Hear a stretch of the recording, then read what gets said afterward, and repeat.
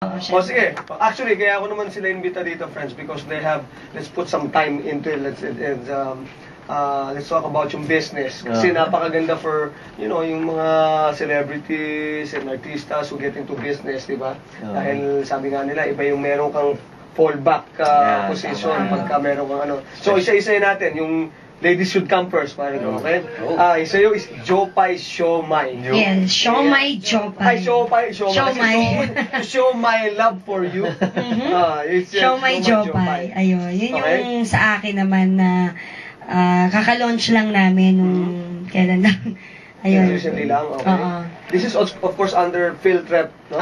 Field Rep kay Eric Tan, no? Mr. Eric Tan. Eric, magandang gabi sa'yo. Ayan. Sir Eric. At syempre meron din akong... yes, Grace. Oh, right. Meron din akong Jopay's Pet Shop. Jopay's Pet Shop. Meron din ako noon. Ayun.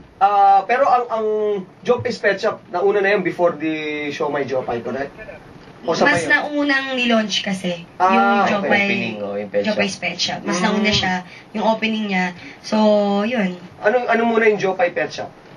Ano yun, yung sa Jopay's Pet Shop, lahat, nagbebenta ako ng mga aso, ng mga dog food, damit, lahat ng klase. Para sa aso at pusa. Sa ngayon. Kasi, Hindi mo nag-aaway yun? Aso at pusa. Sweet naman sila.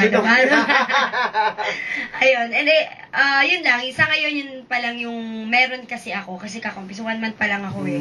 So, tinatry ko pa maghanap din ng mga hamster, mga lovebirds. So, para maano yung beef up yung iyong roster na mga... Oo, naghahanap-hanap pa ako dyan.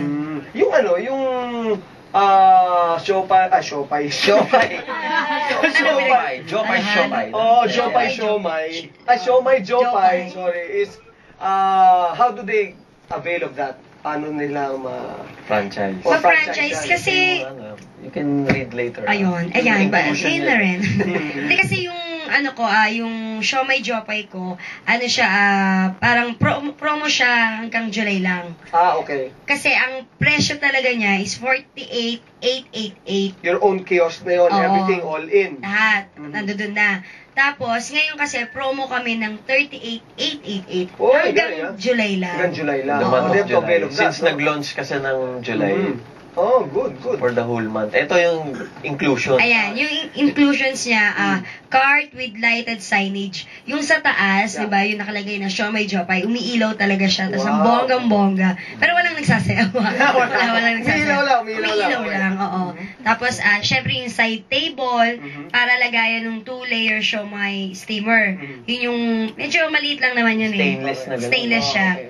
Tapos, 1 single burner, 1 piece sauce dispenser, 1 piece food tong, 1 set uniform para dun sa magiging tao nila. Ready na talaga, all in Dahil meron na tayong 1 set uniform, syempre kailangan nila ng trainee. So crew training meron kami.